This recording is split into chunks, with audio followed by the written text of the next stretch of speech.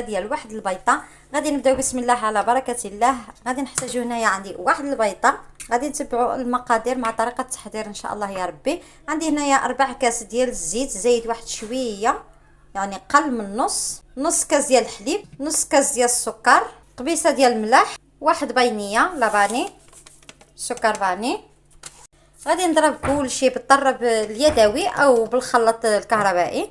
غادي نزيد هنايا كاس ديال الطحين اي دقيق يكون عامر، نفس الكاس اللي كتعبروا به غادي تكملوا به. وهنايا غادي نزيد الخميره ديال الحلويات 8 غرام. غادي نعاود نخلط المكونات كامله. هنايا كنبقاو نخلطوا حتى كنحصلوا على الخليط ديال الكيك. كيف ما كتشوفوا هنايا انا هنايا بقى لي شويه جاري.